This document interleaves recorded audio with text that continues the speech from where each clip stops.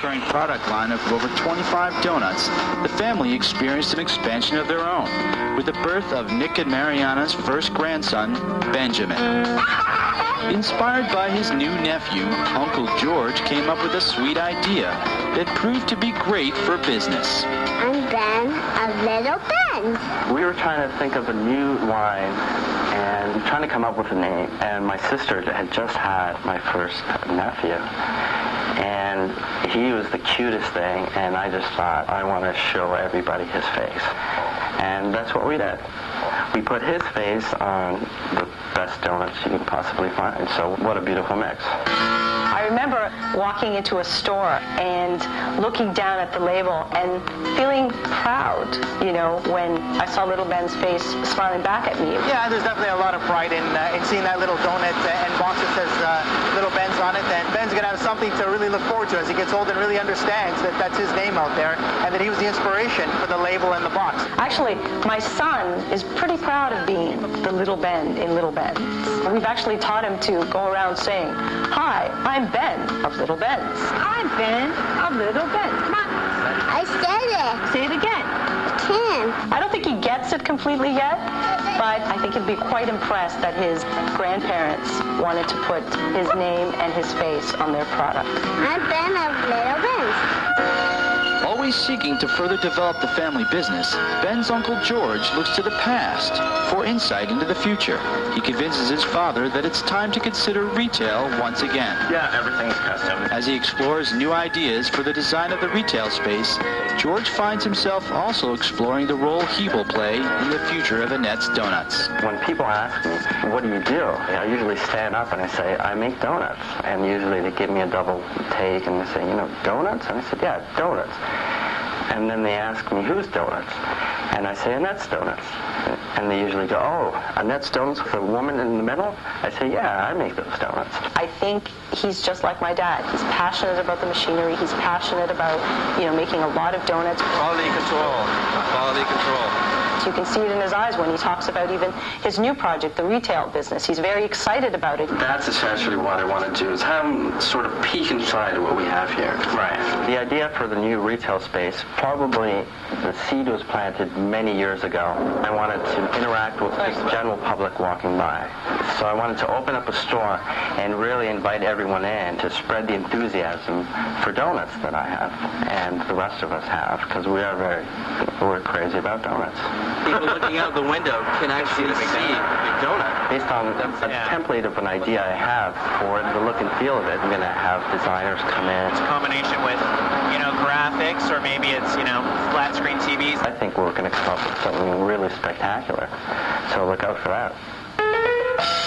Coming up. I think my dreams and my future is Annette's Donuts. In 1966, there were two Greek immigrants in search of a better tomorrow. Today, Nick and Mariana Yiannopoulos are inspiring new dreams for the family business.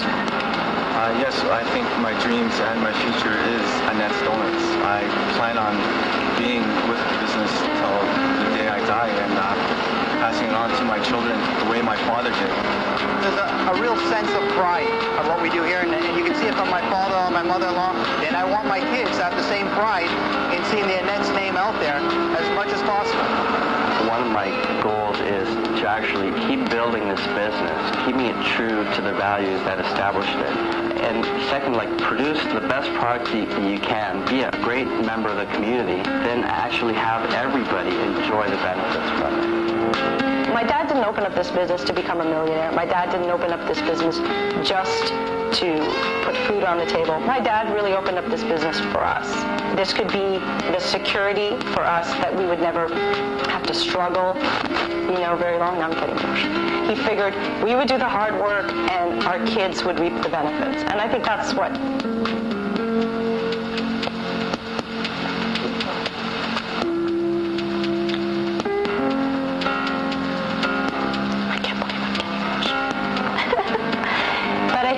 His intention was that we would ultimately take this to the next level after he would, move on. We are here not of myself alone.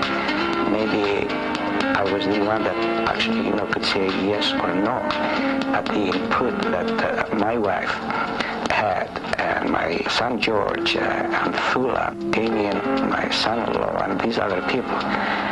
Now is the right time to admit that, their contribution was actually, more than mine, if you ask.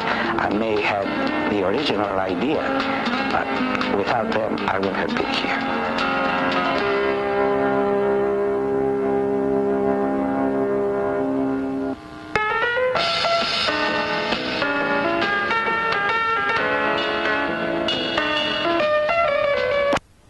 Widespread killing spree that has gone on.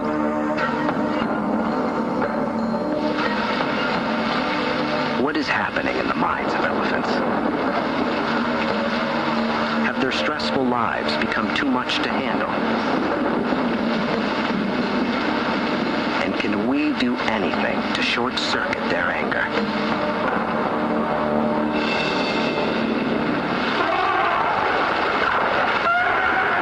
Some elephants are rampaging because of hormonal instinct, a lack of tusks, hunger, the search for loved ones, and the stressful struggle to survive. The sources of human-elephant conflict are so varied, it may be impossible to control them all. But could there be a way to stop elephant attacks before they begin? The country of Zambia is one of the hardest hit by African elephant attacks. Elephants devastated this village. But Desmond and Sidney Mukumba refused to give up their home to elephants. It has killed our sister. It has killed our son. This has made everybody to get scared to come on this village, to come and settle here. In fact, we lose everything. Biologist Dr. Loki Osborne is developing a homegrown solution to elephant attacks. A mixture of science and spicy food may save this village and others like it. These buckets contain a powerful anti-elephant weapon: chili peppers. Chilies contain a chemical agent called capsaicin. It's the fuel that gives peppers their fiery bite. Many people love it, but elephants loathe it. You think anything that causes you a little pain in your nose causes an elephant 10 times worse pain. An elephant's sense of smell is thought to be the most powerful of any land mammal. They can detect odors from over 12 miles away, and chili peppers might just be the worst. Elephants have thousands of nerve receptors running up and down their trunk, 500 times more than a human being. Even a small whiff of chili produces a burning sensation that can send aggressive elephants running for cover. Villagers are mixing chili with axle grease to create a scorching paste caked along fences. Dried bricks of elephant dung and chili create an eye-watering smokescreen to repel the invading herd. A high-tech chili bomb fired directly into a herd could stop attacks before they begin.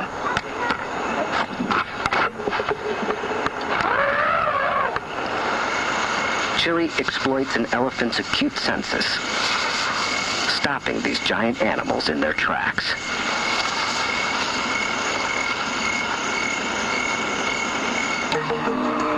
Other scientists are exploring elephant language. Is it possible to talk a herd of elephants out of an attack? Elephant biologist Caitlin O'Connell Rodwell is decoding elephant communication. She's searching for the elephant's own words to send the herd running. Elephants communicate vocally, visually, and chemically. They even use low-frequency rumbles, well below the range of human hearing, that other elephants can hear up to 30 miles away.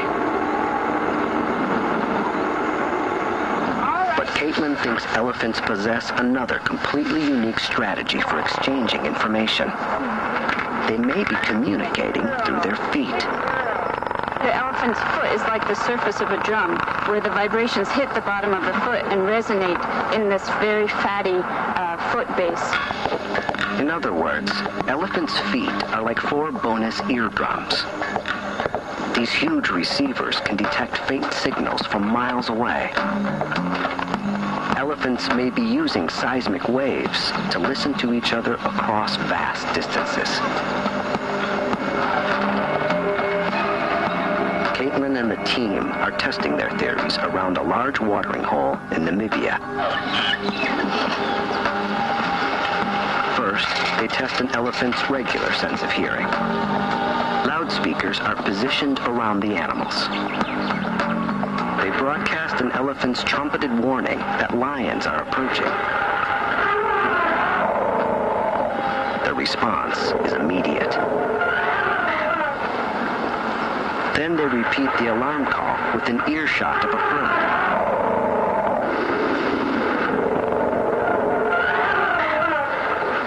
Believing that lions are approaching, they dash for safety.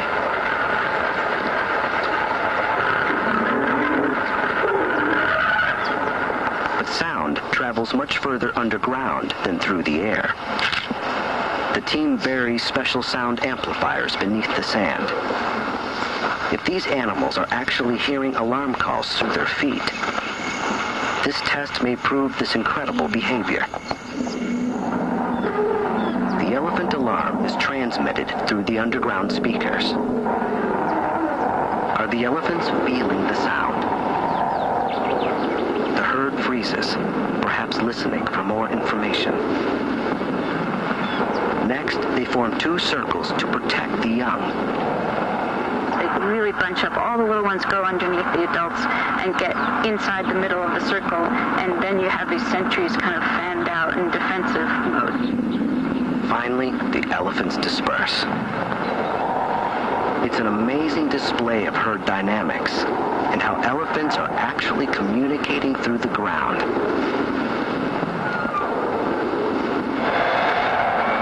But what do you do when elephants just aren't listening? More and more of these giants are being pushed to the breaking point.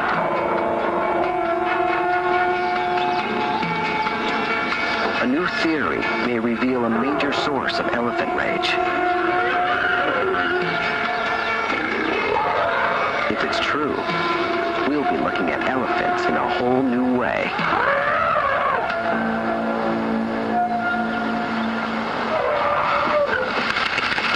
Humans aren't the only target of rampaging elephants.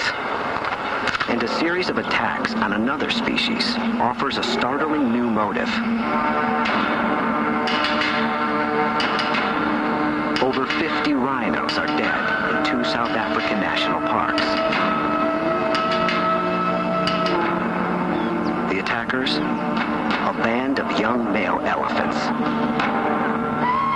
Their violence is unprecedented.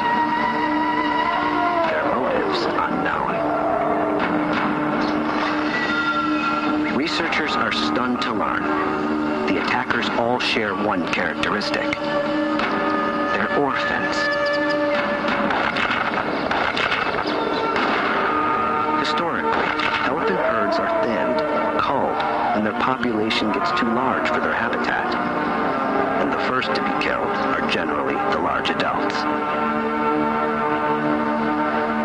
This leaves the younger elephants motherless, fatherless, or without the critical guidance of elephant mentors. What we now recognize is that we're seeing kinds of behaviors which in elephants which are consistent with what we observe in humans that have undergone genocide, where communities have been broken down, essentially whole cultures wiped out. There's no one there to teach the young elephants how to be an elephant. The aggressive orphan bulls have no older males to keep them in line. They're reaching sexual maturity far too early, and their must-induce tirades are lasting far too long, sometimes for months. Park officials begin killing the rogue males one by one.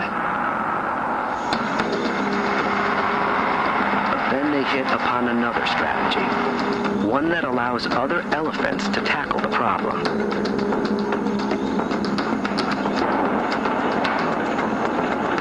They bring into the park several large mature bull elephants. The results are immediate. The older males quickly take charge. The younger, aggressive males promptly calm down.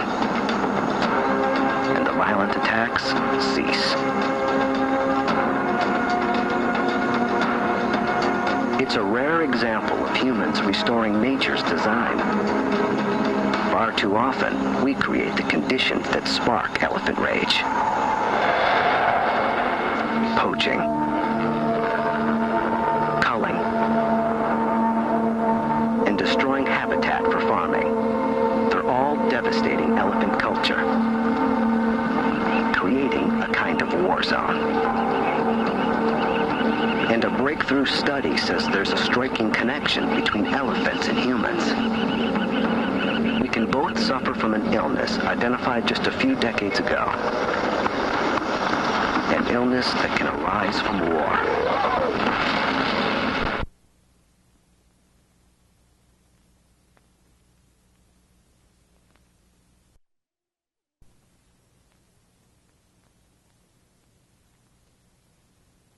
Post-traumatic stress.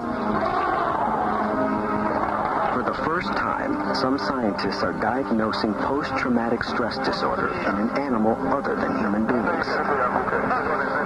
It is a startling new way to understand elephant rage. We get a really different picture of why an elephant suddenly kills his keeper, or why an elephant suddenly seems to be aggressive and runs and kills someone. These kinds of behavior are consistent with an experience of trauma. Hyperaggression, agitation, and anger are classic symptoms of post-traumatic stress.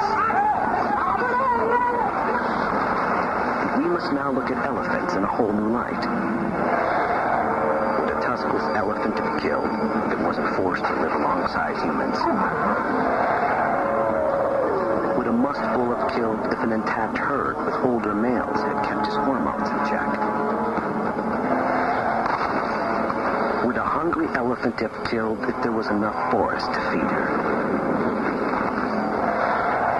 And would an entire herd have destroyed a village if their precious calf hadn't been killed? The diagnosis of post-traumatic stress offers new ways to look at human-elephant conflict.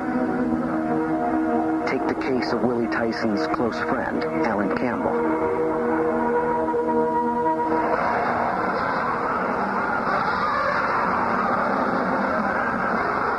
When this elephant named Tyke decided to attack, there was no stopping her. Tyke was very, very focused. She was very calculated in what she was doing. She was thinking about what she was doing. It wasn't just blind rage. Alan Campbell tries to bring the elephant under control. When he trips, Tyke crushes him with her skull.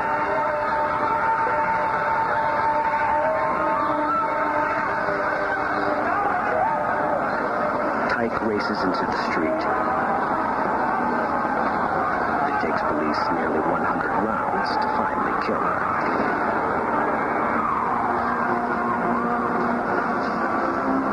What triggered Tyke's attack? Is there anything in her past that fits a diagnosis of post-traumatic stress?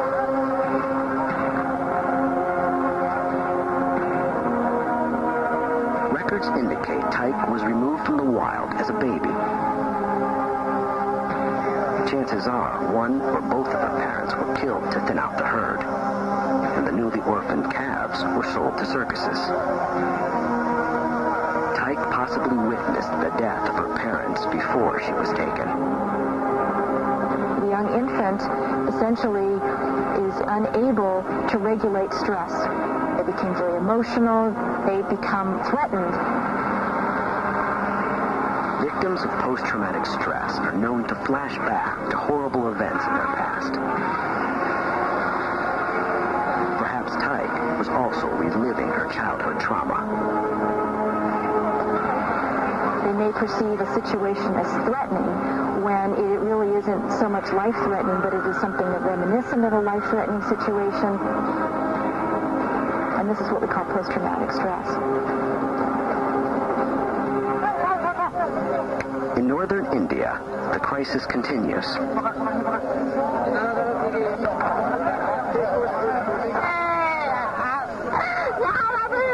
Another farmer has died trying to feed his family. Killed by another elephant searching for a meal.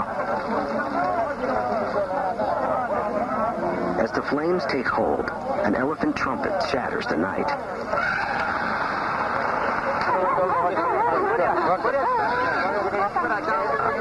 Once again, the elephants are returning to the fields, searching for food.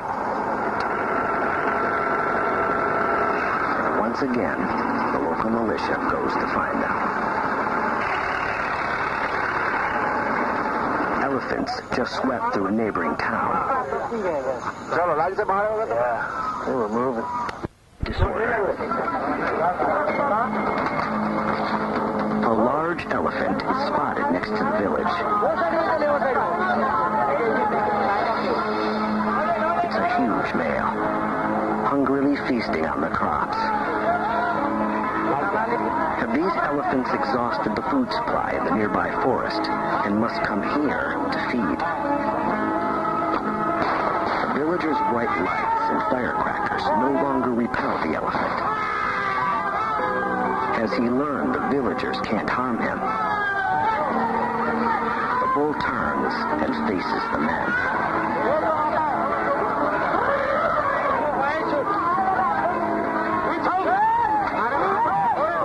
It's a symbolic moment.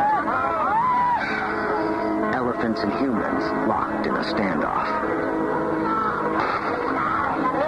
Finally, the men fire a warning shot, and the elephant retreats. But only for tonight.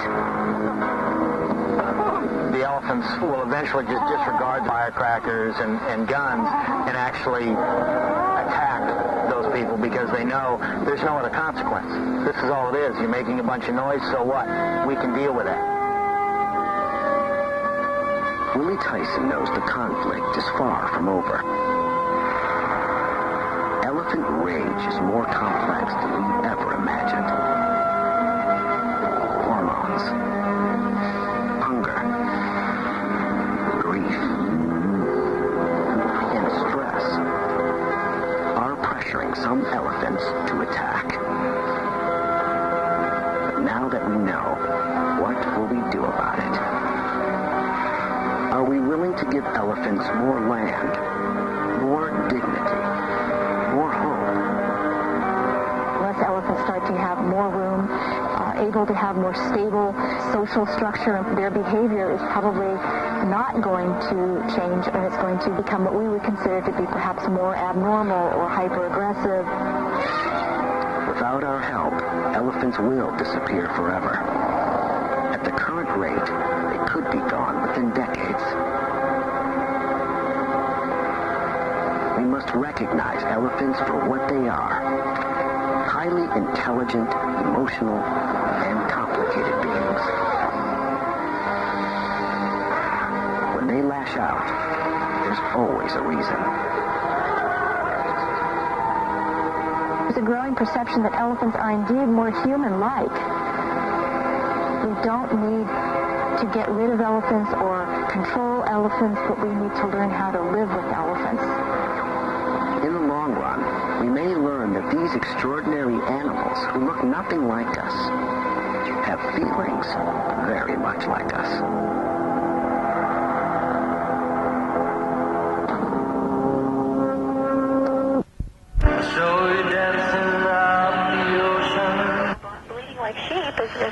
These things on us. But I think that's the interesting angle, too, I want to go back to is what they would have to have a positive reason for why you would do that. And we know captive populations wouldn't have a right to opt in, but I just wonder whether they would say, look, security being what it is, we have to fight terrorism. And so this is the new way of doing it, is if everybody agrees to have this implanted, then you can get on the plane. If you can't, I'm sorry, you can't fly our airlines, but that way you, the consumer, know that this is a completely safe flight, that there's no way anybody could ever hijack it, because we have the way to disable that person immediately before they could ever get to the cockpit. That way, some people would say, well, I have nothing to hide, I have nothing to worry about, I'll go ahead and have the implant, if that means keeping the bad guys out of the cockpit. Well, and at that point, if it means keeping them out of the cockpit, why not just keep them off the streets and keep them out of your home and keep them... I mean, I can see that's definitely a slippery slope to the point at which, everyone would be outfitted with these. But, that's not the only method that they're talking about. One of the things that I think is very scary, up until now, we've really talked about marketing and business applications for this, and they're pretty scary, and we devote several chapters in the book just to helping people understand what the incentive is to put this everywhere. But the really scary part comes in when you start looking at what the government wants to do with this. Let me give you an example. The former Secretary of Health and Human Services in the Bush administration, the Bush cabinet, Tommy Thompson, former governor of Wisconsin, is within months of retiring from his government post, he took a position as a member of the board of directors of the Verichip Human Implant Company. Now, this is not just some random government official. This was the highest-ranking medical official in this country. He is now sitting on that board of directors, and he recently did an interview with CBS Market Watch where he said with a straight face, this is exciting new technology. We are, it's exciting to think about putting them into members of the military, literally injecting them, and of course, I guess you'd face a court-martial if you said no in that case. And he also said, and this is the part that really chilled me, he said, we are working towards an electronic medical record for all Americans. And the way you would access your electronic medical record, which is basically all your medical record would be federalized and under federal control, is you would access it through a chip in your arm. So the idea is that this unique number would be implanted into your arm and encoded in this chip. And in order to receive medical services, you would have this little chip scanned. They would call up your little number. They would make a little log entry in your federal electronic medical record. The government would at that point be able to track all of your medical activities. They'd be able to, as we talked about earlier in the program, link that up with your prescription information. In fact, that little chip in your arm could be just the thing to signal your medicine cabinet to start tracking you when you go in there and you pick up the bottle of whatever it is you're taking off the shelf. They're seriously talking about this. And they're seriously talking about it because they're excited. This might mean, as they're trying to sell this, that you would always be assured of taking the right dose of the right medicine. They would alert the doctors that you're not doing something right. I mean, they have to put some sort of sugar coat on this pill to get you to swallow it. Well, and now you're getting into this voluntary piece. They say, well, you got to do this to take the job. You've got to, you have to, whatever the restrictions are. I could see them going about it in much the same way as the supermarket loyalty card, which is where everybody's insurance could get a discount if you, quote-unquote, voluntarily participate in the medication monitoring program. Let's imagine that suddenly insurance costs doubled unless you were willing to put one of these devices in your medicine cabinet and allow your HMO, public health officials, nurses, doctors, anyone who wanted to within that tight medical community to observe your use of medication.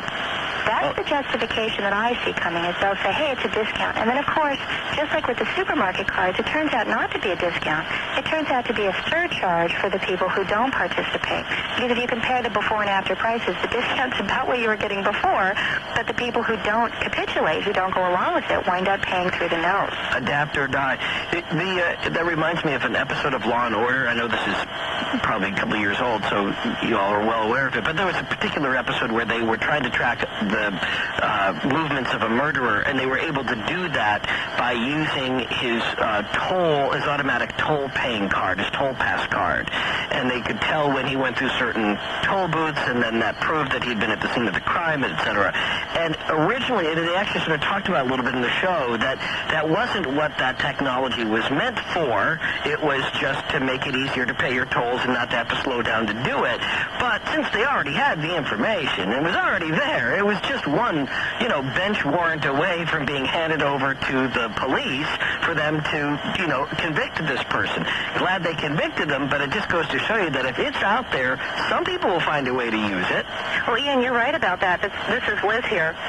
In fact, there have been several court cases already in real life, not just on TV shows, in which toll tag information has been used. In one case, in Illinois, a child custody case, one lawyer tried to establish that his client's wife wasn't spending enough time with the kids. So the divorce attorney subpoenaed her iPass toll records to show a pattern of working late. He said, well, you can't be at the toll booth and on the road late at night and be with the kids. So it's just a matter of time before this information is going to be used against people, and they don't even realize it. It's monitored wherever you go with spy chips. Catherine Albrecht and Liz McIntyre's book goes for sale later on next week, but if you go on now, I'm sure you can advance order it from any of the internet locations that sell books. Just link up to them through Coast to Coast. Actually, Ian, I'm on Amazon right now, and it says if you order it now, you can have it one-day shipping. So Amazon's got it in, and in fact, they've got it in at a 34% discount. Well, I would grab that right now, then. Big Brother Gets Up Close and Personal is what it says on the back, and one of those things that people have often worried about, and in some ways, some people it's thought of as sort of a religious mythology, but from the book of Revelation, the idea of the mark of the beast, that you would not be able to do any commerce at all unless you had been tagged. And in this case, it was a prediction of a coming apocalypse. Where are you all with that? And does that come up in your research at all? Actually, this is Catherine speaking. That's a topic that's been of interest to me for many years now. And as I've shared with George's listeners in the past, when I was 8 years old, my grandmother took me aside and warned me of a time when people would not be able to buy or sell unless they had the mark of the beast on their right hand or their forehead. And of course, that's referring to a passage in Revelation, chapter 13, verses 16 through 18. And with your permission, I'd like to read those. It says, and he causes, and he being the beast, causes all, both small and great, rich and poor, free and captive, to receive a mark in their right hands or in their foreheads, and that no man might buy or sell, except he that has the mark or the name. I want to take this time to thank you. To a time when essentially no one will be able to participate in commerce or in modern society without some form of numbered identification. And the thing that's truly extraordinary about this passage is that 2,000 years ago on the Isle of Patmos off of Greece, when John received this revelation, received the dream where this was revealed to him, it was really inconceivable that it would be possible not only to have a number to buy and sell, but even to identify every person on the planet. I mean, that's just, they didn't even know the limits of the physical world. Now, we've mapped out the entire globe. According to National Geographic in a recent issue, they say we've now identified the last people on the planet, so there are no more uncontacted or unidentified people even in the wilds of the Amazonian jungle. So we now have the ability to identify everyone. The other thing that we have, and this has all come together in the last 15, 20, 30 years, we also have an internet and satellite communications that would enable any point on the globe, any place a sale takes place, whether it's deep in the jungle, out in the desert, or at the top of, Mount Fuji. It's now possible using satellite communications and the wireless internet network to require every transaction to take place with a number.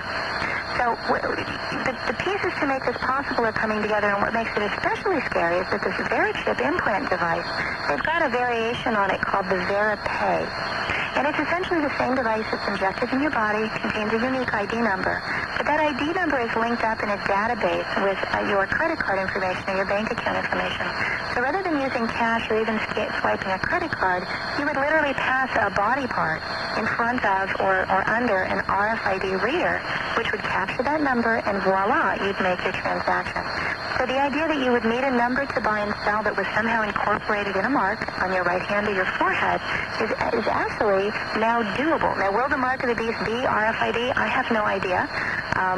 We don't know that, but we do know that for the first time in history, this great mystery that some of the most brilliant minds of all time have pondered and contemplated and tried to understand is now technologically possible. And I'd say that's only within the last couple of years, perhaps even only within the last year, that all of the pieces have come together to make that possible. It's a very interesting question because it takes spy chips then in an entirely different direction. It says that it isn't just something which we have done, but somehow we were destined to do, which kind of freaks me out a little bit. You don't have to be a Christian or believe in prophecy, I think, to find this stuff terrifying.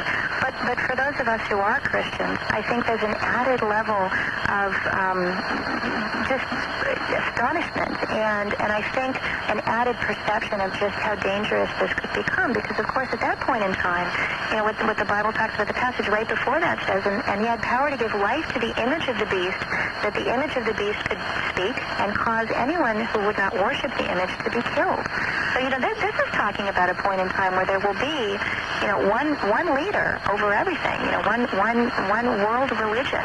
And if you don't bow down low enough, or if you don't, hand over your sovereignty to this one world leader or this religious leader, you'll be killed. I mean, that's it's absolutely amazing. And Christians have been fearing this time for thousands of years and fruitlessly trying to understand it before the time was right. But I think we're actually coming to the time where people could understand. Yes, we're seeing the globalization of the currency in Europe. We're seeing increasing globalization of commerce. We're seeing, just yesterday I was reading about... I'm afraid of running out of time for the show, but we can come back to that thought. I just don't want to be late for the break, and because we're going to open up the phone lines, too, for just a second. So let's just sum that up by saying, hard to imagine that the beast is Tommy Thompson, but or that somehow it would have imagined that the beast would have looked better in a suit. Anyway, but whatever the case is, it's something to ponder about spy chips, how major corporations and government plan to track your every move with RFID. More with Catherine and Liz and you next on Coast to Coast AM. My name's Ian Punnett. There's more coming up. This is AM 640, Toronto Radio. AM 640, 24-hour news center. To talk with the Ian Punnett, call the wildcard line at 818-501-4109. The first-time caller line is... McIntyre, both of whom have the perfect credentials to be working on this. As we mentioned earlier, Catherine is the founder and director of Caspian, the Consumers Against Supermarket Privacy Invasion and Numbering. She is a Harvard doctoral researcher. Liz McIntyre is not only Caspian Communications Director and the master strategist for many of the organization's most successful campaigns, she is also known as the Money Mom, a family money writer and columnist. So we're talking about spy chips and how they could be abused. Let me just ask you all, both as women, as citizens, and knowing that, the government has done a pretty poor job of tracking, say, the sexual predators of New Orleans in the wake of Hurricane Katrina, why wouldn't we, for safety reasons, want to see spy chips used for some criminals? These people who are the most dangerous, so that we can always know where they are and not rely on some sort of honor system for them to check in with the local governments like they're supposed to. Well, let's think about government control here for a minute. Would you want China to have access to this technology to keep tabs on its citizens, or North Korea to have access to this technology to keep tabs on its citizens? I mean, the real question is, how much do you trust your government?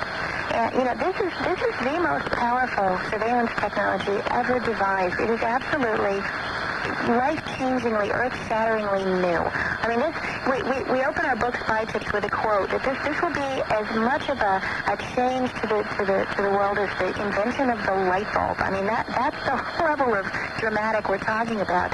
So a tool of that power to surveil, track, monitor, and watch people, you got to really think carefully about whose hands you want to put that in. I grant you that, but go with that example for a second, though. I mean, I'm with you, but there's lots of scary bullets, guns. I mean, there's lots of things we wouldn't want to be in the wrong hands, but suddenly when you're being held up, at gunpoint on the street, it's nice when an armed police officer shows up with a bigger weapon than the person that's pointing one at you. And suddenly at times like that, well, then that seems like, that's the best possible outcome of this. So, I mean, why not use that for people who are, say, level 3 sex offenders? Well, level 3 sex offenders are one thing. I think we would all agree that society needs to keep watching them. I think the bigger question, though, is who a government designates as its enemies. If you look at Red China, if you look at Stalin's Soviet Union, people seem to believe that being surveilled will somehow keep us safer, and the government certainly wants us to believe that. But if that were true, let's look at the most surveilled population probably in history, or at least during the 20th century, and that was the Soviet people under Stalin and the KGB era that came after it. During that period of time, if you lived in the Soviet Union, your phone calls could be listened to, your mail could be intercepted, your neighbors could come over and be KGB spies trying to assess your loyalty to the state. People could be put in jail for saying a critical word against their government. These folks were watched from morning till night.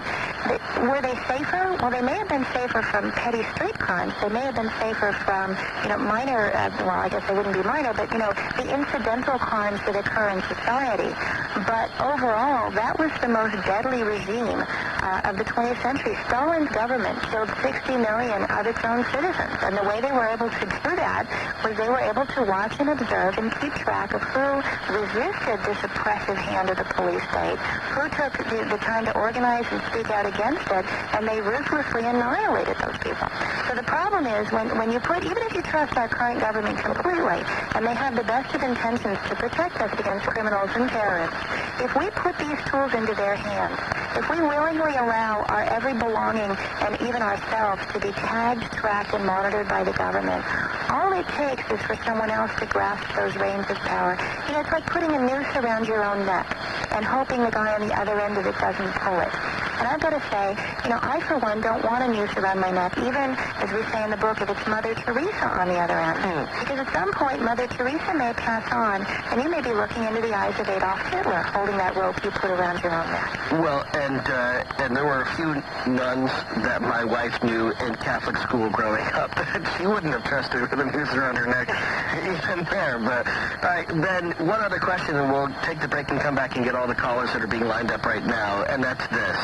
In my dollar bill that I'm holding up right now, there's that little strip that goes right down through the middle of it. And we've all done that bar trick where you can take that little silver strip out, or in some of the new dollar bills, I think that's even being hidden even better than that. In light of the threads that are being woven into fabric, or the patent that they have on the technology that can do that, what could happen with even our paper money when it comes to being tracked with RFID tags? Oh, Ian, this is Liz here. Yes, actually, there is talk about one day putting RFID tags into money, and there is already the perfect chip for it called the Mu chip. The Japanese government has talked about putting them in high-denomination yen bills, and the European Union is talking about putting them in their money. And these are, you can't even see them. As far as we know, though, the cash in the U.S. right now does not have RFID in there, but it's possible one day it could, and already it has just a magnetic property that allows the government to tell what kind of denomination there is when it's up close in a sorting machine. It tells what country the denomination is from. But I know there was a hoax a couple of years ago about $20 bills having RFID tags in them. I don't know. Did you see that, Ian? Yeah, I did. I actually went to Snopes.com, and I just typed in RFID to see what would pop up, and that was one of them. Right, and that was a hoax. Yeah, but I will tell you, there's a reason for that probably to burn up like it did. The government, I found in my research, is buying an awful lot of magnetic ink. And I would imagine that would, definitely burn up real good in a microwave oven. But they're probably not buying all that magnetic ink just to make it easier to hang our money on our fridges. Probably not. It's time for this break. We'll come back. We'll line everybody up. We'll start taking your calls. You join the conversation next with Catherine Albrecht and Liz McIntyre of Spy Chips next on Coast to Coast AM. This is Ian Punnett. this isn't a possible talking point. They need privacy. I hear what you're saying. Well, wait a minute. Okay, but every other media outlet in the free world can talk about it, but it gets offside for me. All right, get out of town. Unbelievable. The John Oakley Show, weekday mornings 5:30 to 10 on AM 640 Toronto Radio. Listen online at 640toronto.com. Conspiracies, confusion, contradictions. Ask the questions. This is Coast to Coast, 640 Toronto. Your city, your station.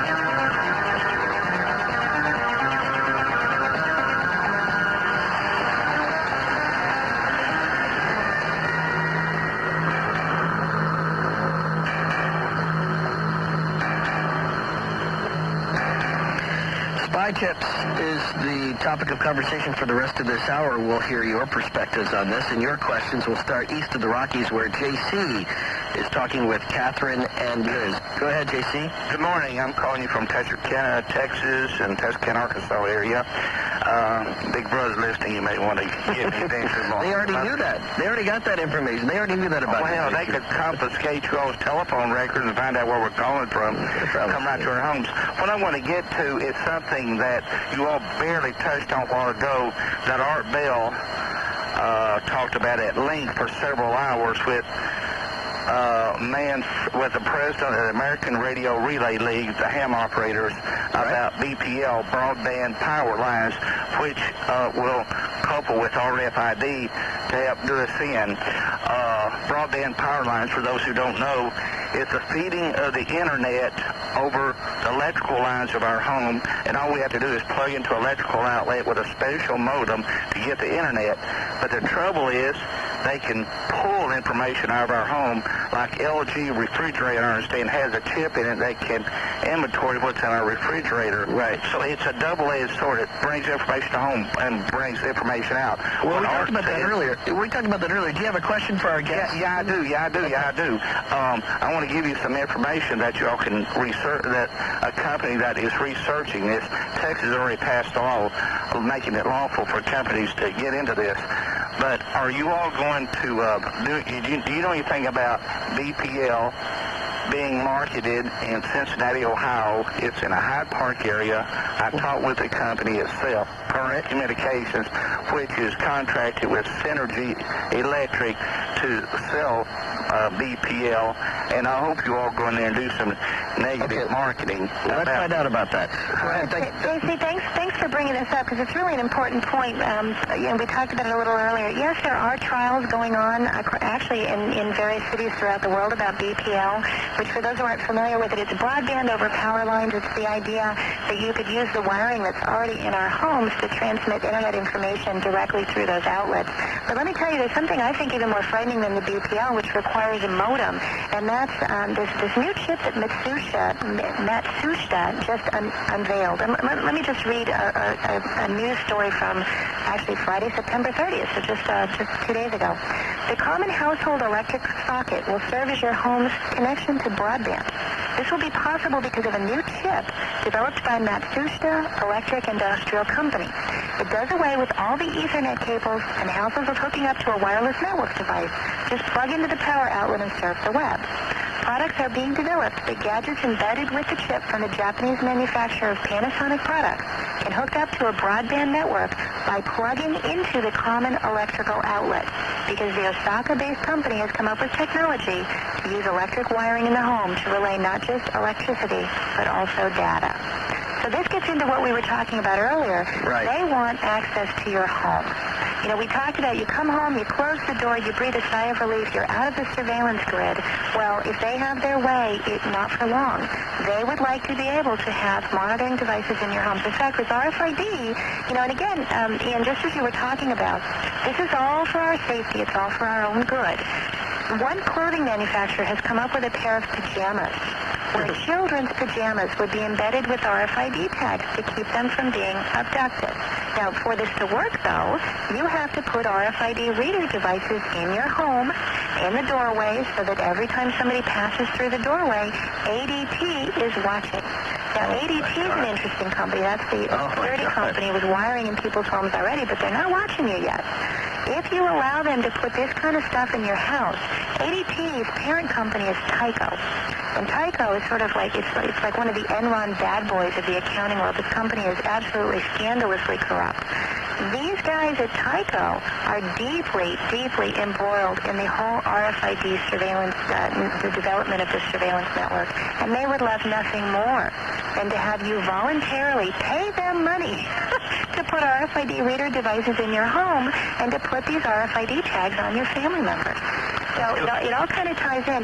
And if they can do this over power lines, all the better. No one has to come in and install anything. You just plug in their little over-the-counter device into the electrical outlet in your bathroom or your kid's bedroom, and voila, instant tracking of everybody in the house. It's one-stop shopping for them, not for us. Absolutely. Sue, west of the Rockies, for Catherine and Liz of Spy Kids. Sue? Good evening. Just two quick things. Is your book going to be available to blind folks, and how can we stop this? Sue, what a great idea. We would talk to our publisher, Nelson Curran, about that. In fact, I'll be in touch with them about that early in the week, and we'll ask them. I know that they've done that in the past, so we can see if we can get our book either out on tape or out in Braille.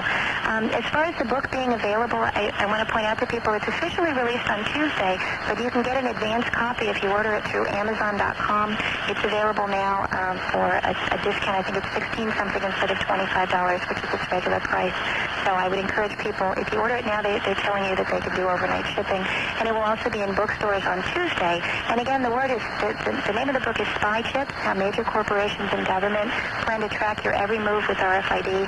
You don't have to remember that mouthful. If you just remember Spy Chips, and it's one word. I actually called up my local Barnes & Noble and asked for Spy Chips, and they were looking for it as two words, and they couldn't find it. They couldn't look for it. Be sure you ask for it that way. Well, and as far as how to fight back, if I could answer Sue's question there, two things we can do. We don't want this book to be depressing and leave people feeling hopeless. We've been fighting the good fight out there in the trenches against RFID for the last couple of years, and we've had extraordinary success. Here's the secret that these spy chippers don't want us to know. 78% of people oppose this technology according to their own confidential internal studies that we obtain. People hate this stuff. Now, they're going to want to tell us through the media and through every outlet they can that everybody loves it, and if you don't like it, you're the only one and get with the program. But what they're really hoping that we don't figure out is that everybody else hates it too, and they really hope we don't band together and speak up. But, you know, we have done boycotts against the companies that have implemented this. In every case, we've gotten them to stop.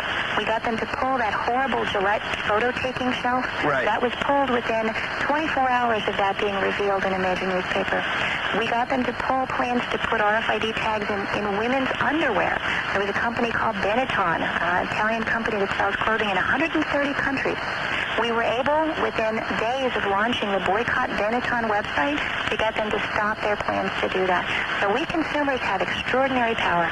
We've dedicated the last chapter of our book. It's called Pull the Plug, and it is a whole listing of things that you can do, whether you've got a lot of time or just a little time. There's something for everybody there, whether you want to jump, put your little toe in the pool or jump in full force.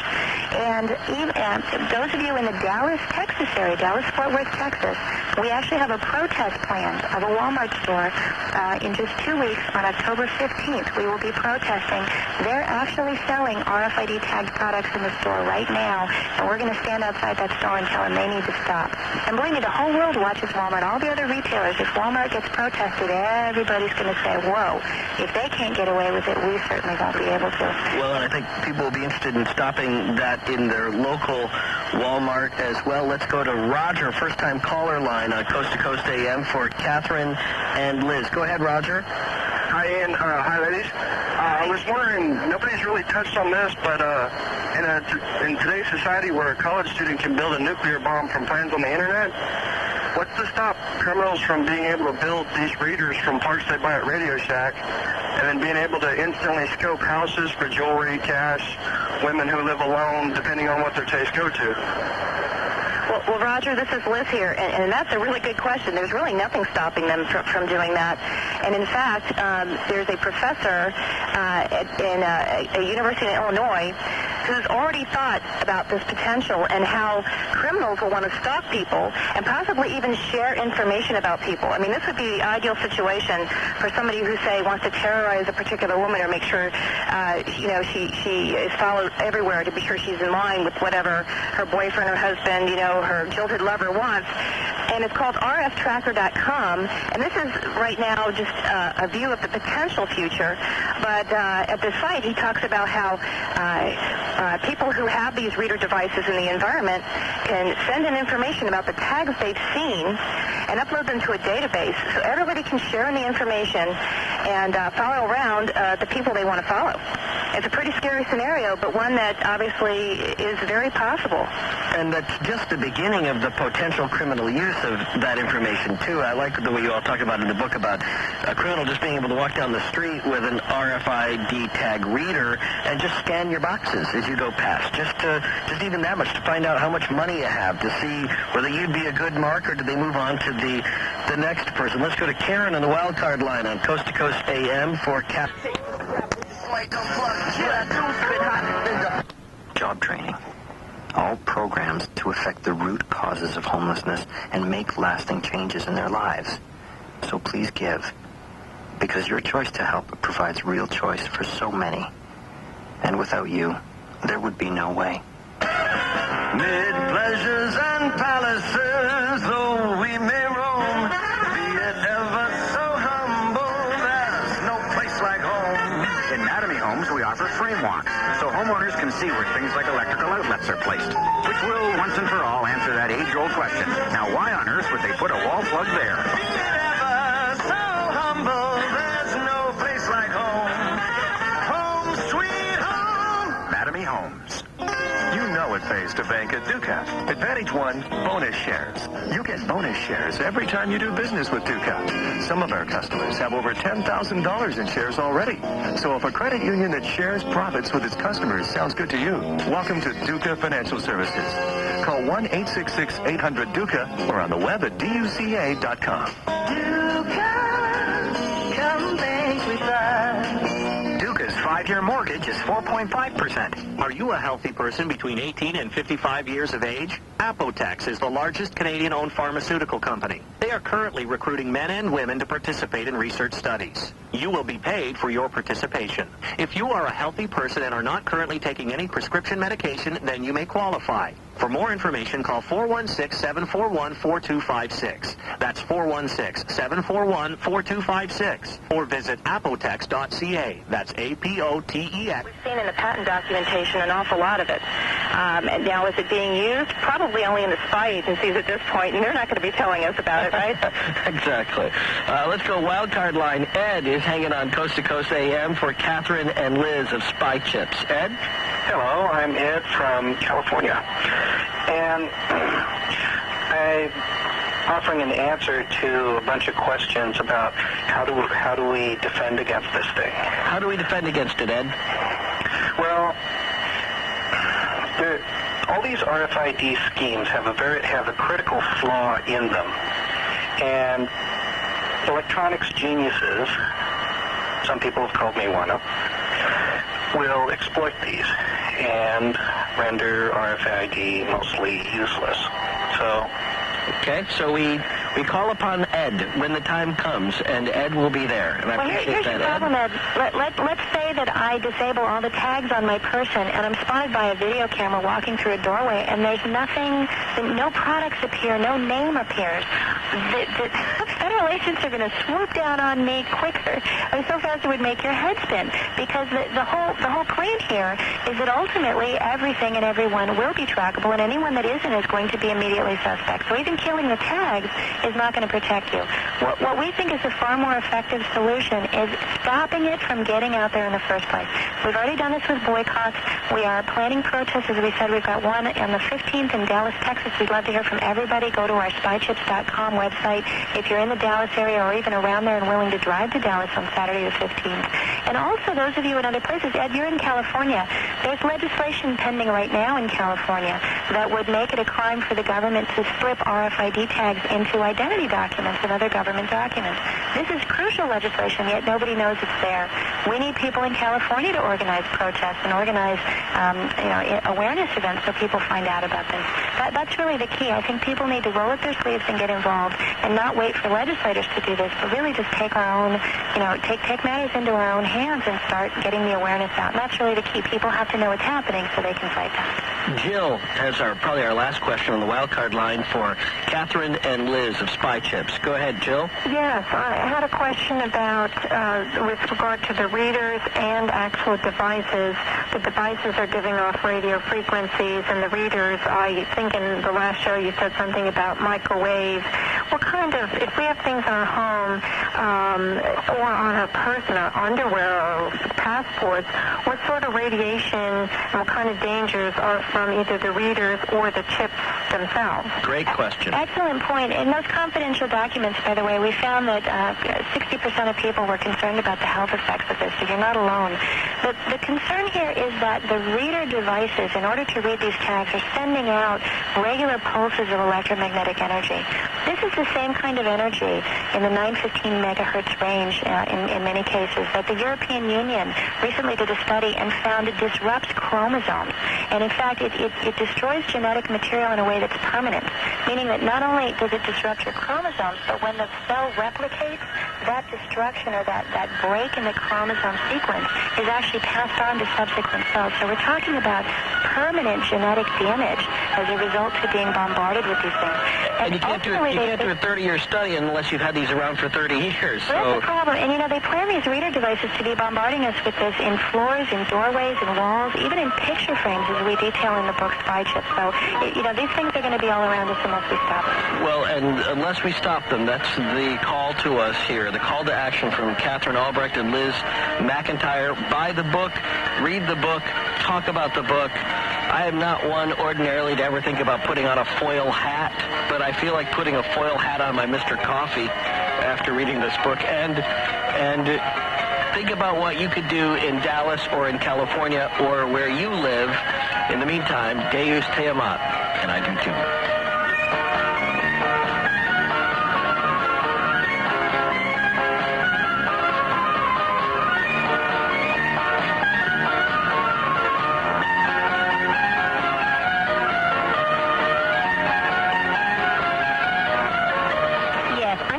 About the government. Could you be a little more specific, ma'am? Taxes, apathy? Ad scam. Good, because you could win $10,000 in personalized logo golf balls. Welcome to the most controversial online contest ever. GlobeandMail.com's Join the Conversation and Win. I'd like to comment on the price of gas. It's too high, but that's why we're giving away a $10,000 personal oil surplus. The world is controversial, and so are the prizes. From sensitivity training to a holiday on Hans Island. Join the conversation at GlobeandMail.com for your chance to win. I have 2 words for you to consider. Prostate cancer. Consider that 1 out of 7 men will get prostate cancer. 1 out of 7. Consider that 95% of all prostate cancer can be cured if detected and treated at an early stage. 95%. With odds like that, you'd be out of your mind not to consider being tested for prostate cancer. Visit prostatecancer.ca or talk to your doctor now. This message brought to you by the Prostate Cancer Research Foundation of Canada. The following is a paid commercial program. The views expressed are not those of AM 640 Toronto Radio or its management. AM 640 Toronto Radio cannot verify the claims made.